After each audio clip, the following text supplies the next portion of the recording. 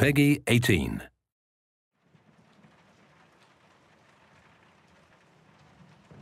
Hello and welcome. My name is Thor Blustad and I'm the game director for Hitman Absolution.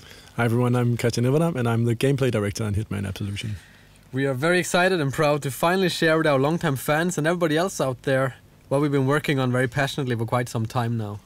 Indeed, I mean, Agent 47 literally was the start for IO Interactive, and it's by far our largest undertaking to date, building Hitman Absolution.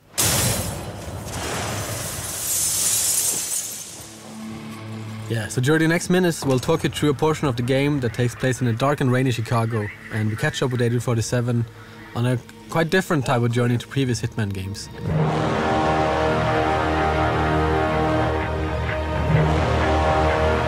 There's a citywide manhunt for him and he's been tracked down to this derelict library. We're showing part of a level which is called Run for Your Life, and it sees Hitman pitted against the Chicago PD. They're hunting him for a reason we cannot get into, but he will have to deal with that situation. Glacier 2 allowed us to build a render also from scratch to fit with the art direction of Absolution, which is a more kind of a dense style. What we see in this playthrough is kind of a noir part of the game, which is following the story. The story and the art direction is quite closely linked, so that as 47 kind of goes through his journey throughout the game, the style of the game and the whole look will change with him. This is a derelict library, right? It's early in the game, and Hitman is seeing some hard times. And later, as he hopefully succeeds, the environments will change to reflect that, right? Yes, and also, I mean, this part of the game is called Run for Your Life. So this is where there's a manhunt. He's been compromised. He's on the run, and he starts empty-handed. So it's perfect for us to show off our mechanics in a natural way, where we kind of build up the character throughout this playthrough. And as you can see here, coming up is one of the new features we introduced in Absolution, which is Instinct. Yeah. As you've seen, Agent 47 can sense his enemies through walls, and he can see or try to predict the path they're going to take. And this feature is something that allows for actually looking at what the AI is doing in the 3D world instead of other places and trying to figure out what to do. But also it was also a feature that got added when the AI got so complex and hard to handle for us and the team. We needed some tools for ourselves to actually make sure that we could play the game. So we're thinking, how could we make it easier for the player to avoid this kind of trial and error where you just kind of stumbled onto an AI and they kind of just came down on you. Instinct is also an economy, right? So it fuels a lot of the abilities that Agent 47 has at its disposal. And this also means that, you know, how much you use it will also depend on what difficulty you're playing the game. On the easier difficulties, it will be quite abundant. But on the harder difficulties, you have to really make some choices about what you want to do. Do I want to check for enemies? Do I want to use my disguise powers? Or what do I want to do? Can't find him at the light. Yeah, I hear you. I hear you. Oh. We can see Agent 47 is messing around with poor Fisano. I think when this trailer went live, we got a lot of feedback on the Fisano character, right? You know, just that the Sarge is, you know, giving a hard time, and why did we kill him and all that stuff. And obviously, we wanted to show just how much you can actually invest emotionally in a simple police officer, and by choosing to kill him in the end, you actually you kind of feel how much you actually attached to this guy even if it's only for minutes, right? And obviously you are free not to kill him. It's perfectly up to the player, completely up to the player what he wants to do.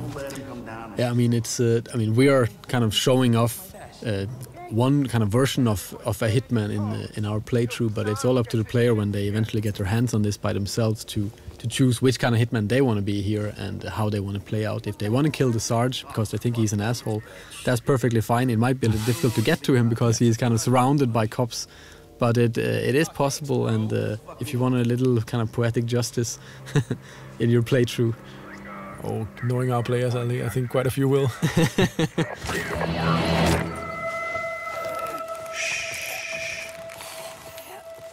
I mean, that's also part of the replayability, that you can always go back to an area and there's tons of different stuff to explore. You read?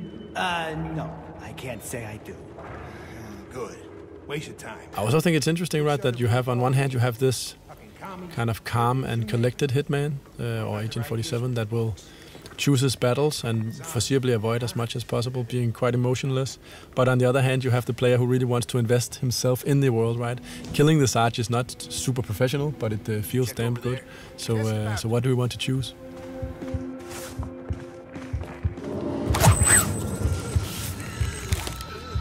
We've been spending a lot of time with our AI trying to build it's the most complex AI we built to date, and we have what we call an intelligence spectrum that allows the AI a far more nuanced behavior than ever before. While in the old games it was very kind of binary or kind of black and white, that you went into a situation and if either they knew you or they didn't. If they found you out, every AI in the world, every NPC would just come down on you and try to kill you.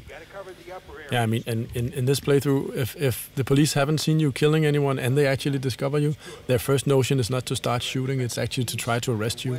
And based on the arrest situation, you can actually come out of it in quite a few different ways, where only a few of them actually lead to combat. You can still evade them and all that stuff. So it's much more grayscale, and it's a part of building this living and breathing world we really wanted, right? Where the environment is fairly rich and the character interaction is rich. So you kind of, you get a feeling that this could be a real place. That's one deep hole. Hey, you think you'd survive that drop? Improvised weapons, as you will see with this, here we have a bust. Just say it. We call improvised weapons like a number of props here that 47 can use. The improvised weapons have obviously some gameplay relevance in the sense that they do some quick and clean kills, but it's also a choice of style, basically, as also we see later in the hippie apartment. It often has this dark humor twist to it, which items you choose and how do you want to apply them to the AI, if we can talk about it like that.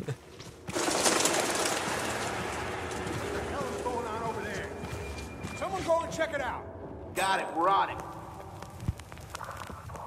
We just saw Agent 47 scan the area with his instinct, and it actually also allowed him to see some of the environment objects that he can interact with. So it's also, besides from showing you what the AI is doing, it can also help give you some hints as to, is there a ledge I can climb, or is there an object I can interact with? Ah, Sergeant Meyer. See, you still can't sniff a fart out of your own ass. So the Sorganash boys are coming in for the briefing. Yeah, we needed a lot of cops in this library, and it was we needed to kind of pour more and more in as the player goes through, so the stakes gets higher towards the exit here with the red light in the far distance. That's also part of how the AI will handle combat. If you choose that path, it can actually spawn in better equipped enemies to confront you. Oh, yeah. So you should be careful about what path you take.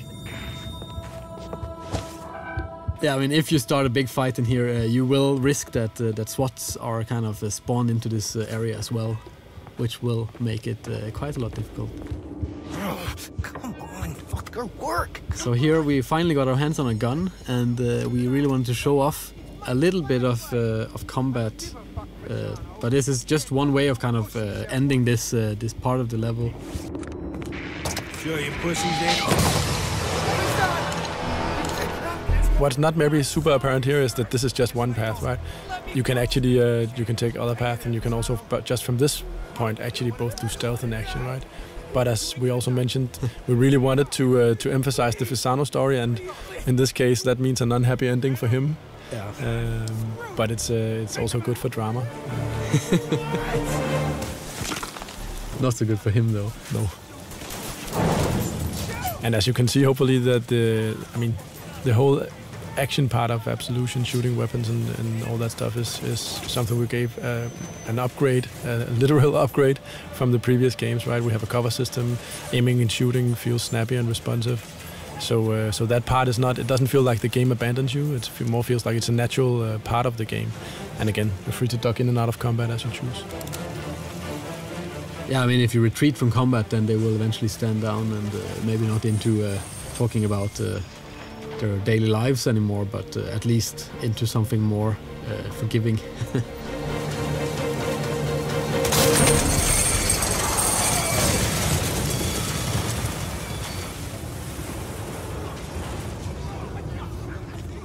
We're nearing a moment which I always find very nice. the reveal of the Chicago, right? The skyline. And speaking of Glacier 2, I always, I really love the way the rain trickles down his head. It's really, the skin shade and the reflections there are pretty nice. Yeah, they have been spending a lot of time on that. Since we don't have hair on our main character, it's all about what kind of environmental effects we can make on him and his suit. So running from police, this is part of obviously the run for your life level. Agent 47 is hunted by police, and this is something we really wanted to show. Allow ourselves sometimes to just set the stage a little bit. And this is obviously a more tight linear sequence. But again, we're talking about NPCs and kind of characters of the game, and we really wanted a helicopter that was kind of like a personal helicopter, like it was humanized and not just like a hunk of metal with a huge gun.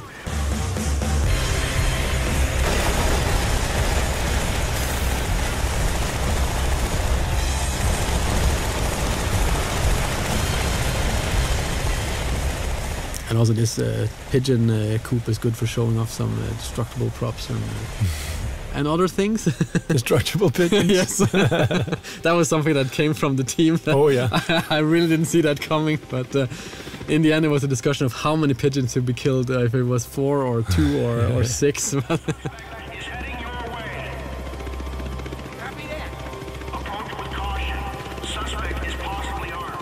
Another feature that makes a return in Absolution is obviously the disguise gameplay, and it's always been central to the franchise, this ability of Agent 47 to impersonate the people around him, right? Take their clothes as disguise.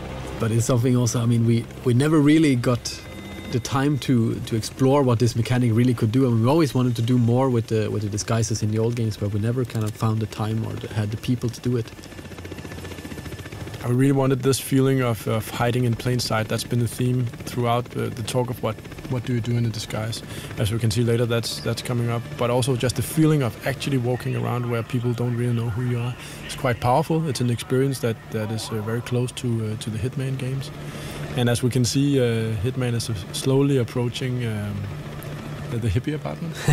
And I think that's very interesting in terms of how do we build a new AI, what do we mean when we talk about doing new stuff. And in this case it introduces the concept of a trespassing zone. So the apartment here is actually a zone, and most people are actually allowed in there. The hippies are kind of very friendly, but if there's one thing they really don't like, it's obviously cops, as it says on the poster. So coming here disguised as a police officer is maybe not the best idea, and that's why also Agent 47 will have to duck and weave a little bit in here. They're so busted, man! Ugh, fucking pigs! Bro, dude, calm down. Maybe they just want to chill, you know? They don't want to. Yeah, this is also, I mean, this is from a topical point of view. We really wanted a lot of diversity in the game, and also being able to mix it up. So we have this very serious playthrough so far, and then adding this kind of very ridiculous setting of the hippies kind of flushing pot out the toilet. Come on, flush, you piece of shit toilet! It's a big part of Absolution is kind of trying for us to fit together the most kind of unexpected things for the player. So as they walk through the game, they never really know what's around the next corner, and they always would kind of want to play just to see what the hell is up next, right? And yeah, here's one of these improvised weapons, the bong, one of my favorites. Yeah, and you can see. Yeah, they're cool. If you notice we have a small challenge also going off there, killing someone with a bong. And throughout the game, there are a multitude of different challenges you can try to pursue as a player. And this is also tied into all the different weapons, the improvised weapons and others, that the way you use them is also tied into all these challenges. So here coming up is actually the use of the instinct power while wearing a disguise. So this will allow Agent 47 to fool enemy AI for a brief period while burning off instinct. And yeah, one of the new things you can do in Absolution. Yeah, probably got called down. You going down? Wow. Characters is in general very important for us to have kind of pretty unique and interesting characters for the players to meet throughout the game. This guy is actually he's living here in Copenhagen. He's called Ola, I think. He's a musician, and we've face scanned I don't know how many 100 people for the game in general, and kind of mixed and matched them up.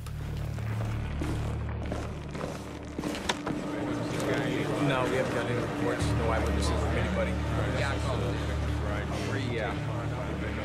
For the ending of this playthrough, we really wanted kind of a big ending, and we made this lobby area that really it kind of cries out for a big shootout. But instead of doing that, we kind of wanted to show off another one of the disguise mechanics, which we call hiding in plain sight. Which in this, in the case of the police officers, it's using these kind of donuts that are kind of placed around the level. I mean, and throughout the game, you'll have to learn or figure out which disguise fits with which environment interactions, and this is a good example of it. Also, just saying that it's still very much a stealth or outsmarting game, so most people will not choose necessarily to shoot people as their first choice. But I mean, for those that really want a big fight, I mean, they can always just bring out some guns and try. We're coming to the end, which also features another very, very big thing for us, which has always been a part of the Hitman games as well, which is the crowd system. And it's safe to say that this time around it's also seen quite a development, something you can look forward to. Yeah, this is just a little tease. Yeah, definitely. So, but thanks a lot for watching and taking these 17 minutes with us. And thank you for all your good comments and all the nice feedback we've been getting so far.